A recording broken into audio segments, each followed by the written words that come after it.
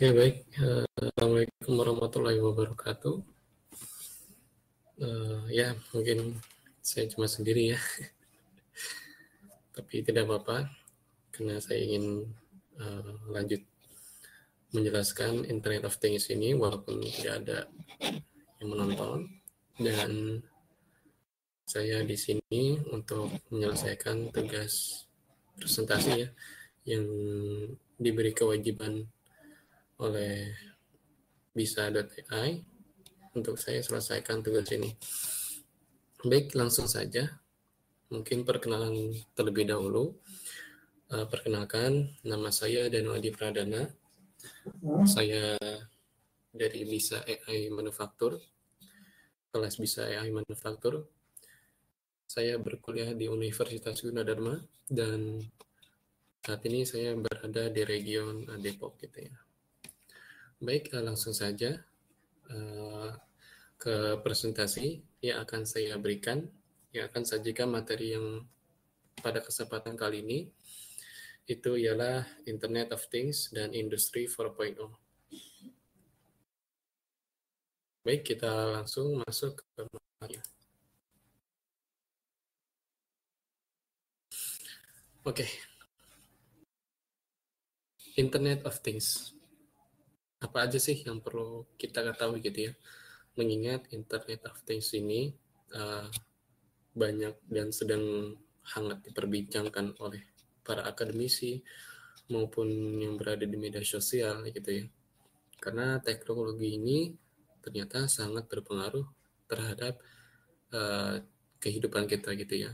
Bagaimana kita bisa dipermudah oleh teknologi yang terus berkembang sepanjang waktu, sehingga kita bisa menikmati kemudahan seperti berkomunikasi, lalu berpergian ke suatu tempat gitu ya. Dan itu sangat-sangat baik untuk kehidupan kita yang menjadi lebih baik. Karena dengan teknologi kita bisa gitu ya untuk mempermudah kehidupan kita menjadi lebih cepat, lebih efisien, dan juga lebih baik.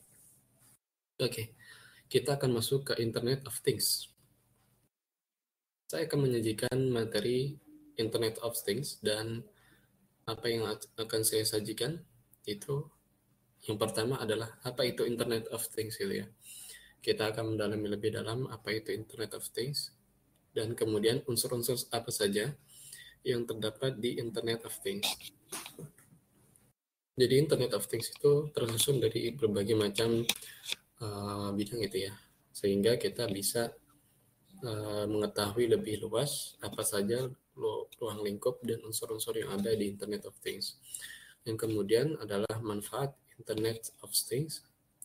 Ya, biasanya Internet of Things ini memiliki manfaat gitu ya untuk kehidupan kita. Namun kita akan bahas nanti apa saja manfaat dari Internet of Things. Dan kemudian masa depan dari Internet of Things sendiri, apa saja yang Internet of Things ini bisa lakukan di kemudian hari. Dan kemudian adalah potensi dari Internet of Things itu sendiri akan menjadi seperti apakah dia di masa depan nanti. Oke, kita langsung saja. Apa itu Internet of Things gitu ya? Internet of Things merupakan sebuah konsep di mana suatu benda atau objek ditanamkan teknologi-teknologi seperti sensor dan software dengan tujuan untuk berkomunikasi, mengendalikan, menghubungkan, dan bertukar data melalui perangkat lain selama masih terhubung ke internet. Internet of Things memiliki hubungan yang erat dengan istilah machine to machine atau disingkat M2M. Seluruh alat yang memiliki kemampuan komunikasi M2M ini sering disebut dengan perangkat cerdas atau smart device. Perangkat cerdas ini diharapkan dapat membantu kerja manusia dalam menyelesaikan berbagai urusan atau tugas yang ada. Jadi, Internet of Things ini ialah teknologi gitu ya, yang dimana teknologi ini bisa saling berkomunikasi berbagi data gitu ya, untuk kemudahan kita mengendalikannya kayak gitu ya. Jadi Internet of Things ini sangat-sangat membantu kita untuk mengendalikan dan berkomunikasi dan saling bertukar data antar mesin dan mesin lain. Sehingga Internet of Things ini biasa disebut M2M, machine to machine gitu ya. Oke, seperti itu. Oke, selanjutnya adalah unsur-unsur Internet of Things. Oke, unsur yang pertama itu adalah kecerdasan buatan, atau yang biasa kita dengar itu adalah artificial intelligence atau disingkat AI gitu ya. AI. Nah, IoT membuat hampir semua mesin yang ada menjadi smart atau cerdas gitu ya. Bisa berpikir sendiri karena mesin tersebut bisa berpikir karena ditanam sebuah kecerdasan buatan seperti itu ya. Dan ini berarti IoT bisa meningkatkan segala aspek kehidupan kita dengan pengembangan teknologi yang didasarkan pada AI. Jadi pengembangan teknologi yang ada dilakukan dengan pengumpulan data, algoritma, dasar buatan. Oke, sudah terlihat. Maaf, saya lupa untuk membuka kamera. Ya, kita lanjut. Jadi, pengembangan teknologi yang ada dilakukan dengan pengumpulan data, algoritma kecerdasan buatan, dan jaringan yang tersedia. Sebenarnya, contohnya bisa jadi mesin yang tergolong sederhana, semacam meningkatkan atau mengembangkan lemari es, kulkas Anda sehingga bisa mendeteksi jika stok susu dan sereal favorit Anda sudah hampir habis. Bahkan bisa juga membuat pesanan ke supermarket secara otomatis jika stok sudah mau habis gitu ya. Penerapan kecerdasan buatan ini memang sangat menarik. Nah, bisa bayangkan lemari atau es itu bisa memesan makanan yang sudah mau habis di lemari kita, sehingga kita tidak perlu untuk membelinya secara mendatangi langsung ke tokonya seperti itu ya. Oke, lanjut. Yang kemudian ada konektivitas. Dalam IoT, ada kemungkinan untuk membuat atau membuka jaringan baru dan jaringan khusus IoT. Jadi, jaringan ini tak lagi terikat hanya dengan penyedia utamanya saja. Jaringannya tidak harus berskala besar dan mahal, bisa tersedia pada skala yang jauh, lebih kecil, dan lebih murah. IoT bisa menciptakan jaringan kecil tersebut di antara perangkat sistem. Kemudian ada sensor. Nah, sensor ini merupakan pembeda ya, yang membuat IoT itu unik dibanding mesin canggih lain. Sensor ini mampu mendefinisikan instrumen yang mengubah IoT dari jaringan standar dan cenderung pasif dalam perangkat hingga menjadi suatu sistem yang aktif dan sanggup diintegrasikan ke dunia nyata. Lanjut, ada keterlibatan aktif atau active engagement.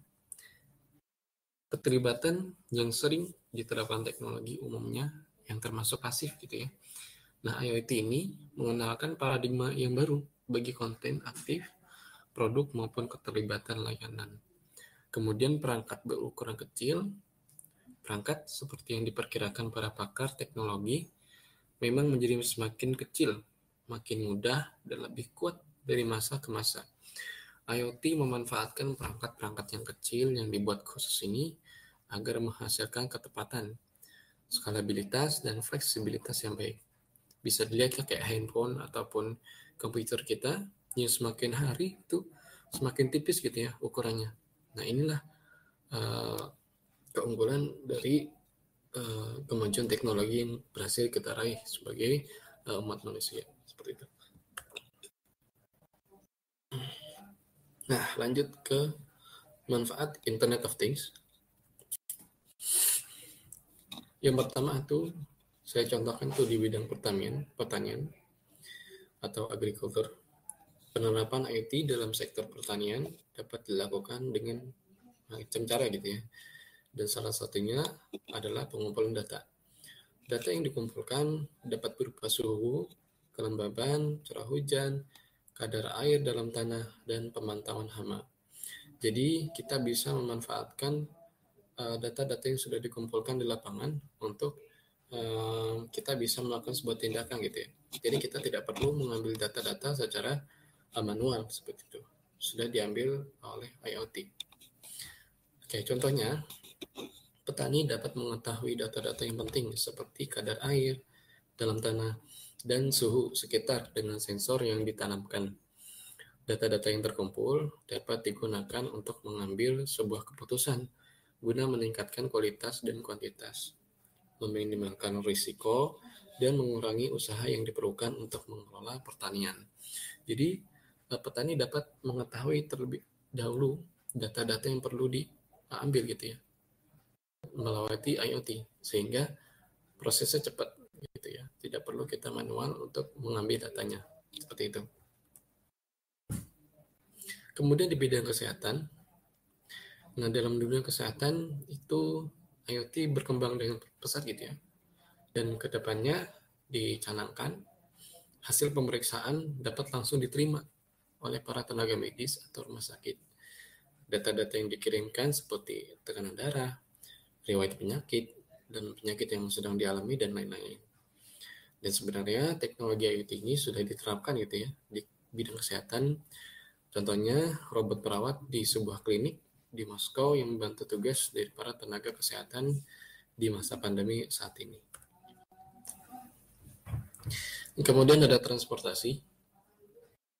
Di sektor transportasi, IoT dapat membantu manusia dalam mengintegrasikan, mengontrol, dan memproses informasi pada sistem informasi.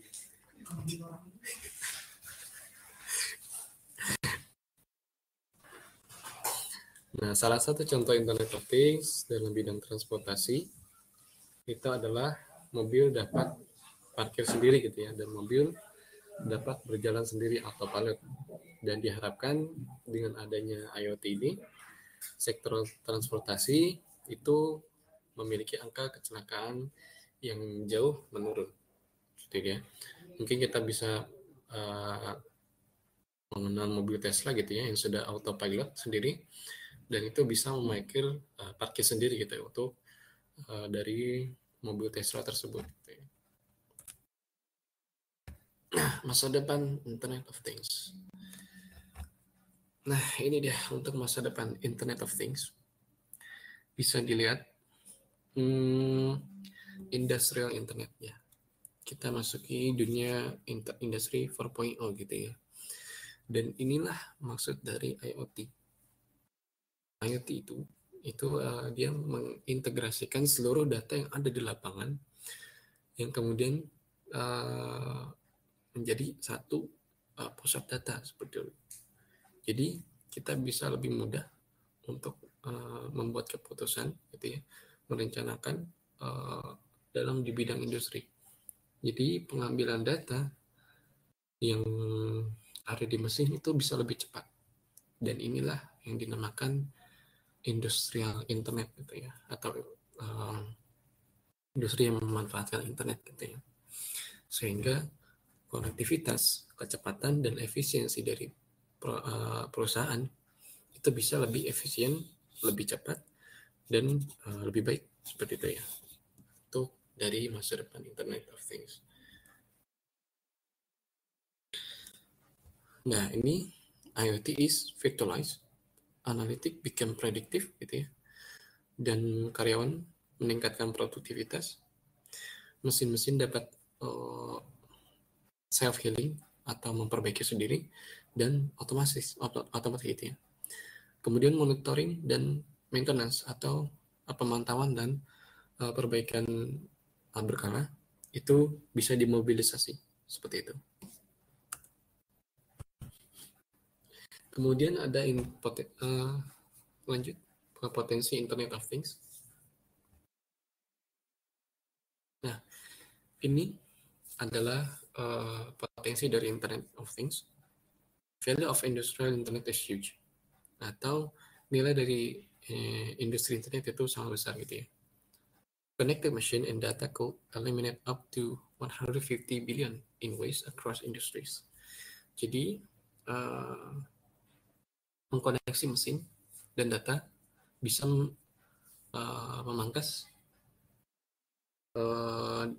sehingga 150 juta dolar dalam pembuangan atau pemborosan di sektor industri, gitu ya. Seperti yang tertera di sini, ada industri aviasi atau penerbangan, kemudian power atau energi, healthcare, kesehatan, rail atau jalan raya, oil dan gas,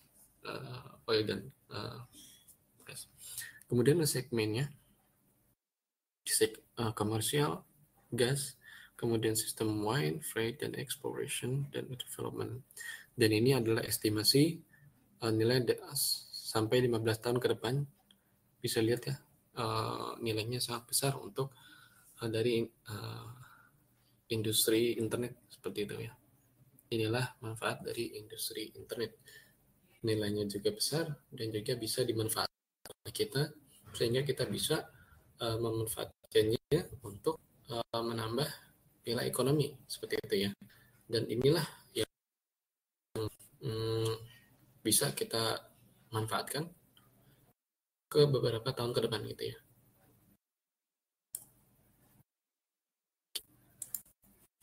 Saya mengutip dari seorang teknokrat, biar pasti kalian tahu ya, ini adalah pembuat perusahaan Microsoft, ya, Microsoft ya, Bill Gates.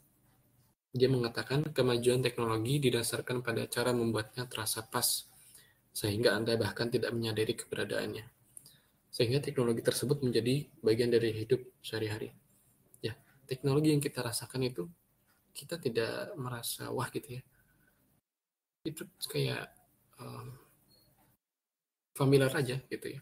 Karena teknologi didesain itu benar-benar pas dengan yang ingin kita buat gitu ya, yang ingin kita inginkan seperti itu. Jadi kemajuan teknologi itu bisa membuat kita lebih maju dan tidak menyadari keberadaannya karena didesain terasa pas untuk kita. Gitu ya. Mungkin itu saja yang bisa saya sampaikan mengenai materi Internet of Things ini. Mungkin jika ada yang bertanya, silakan.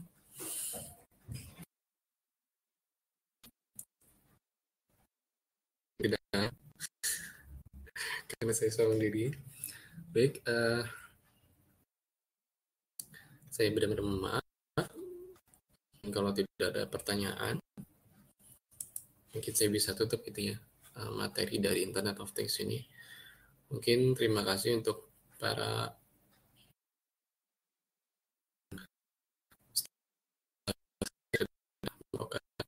terima kasih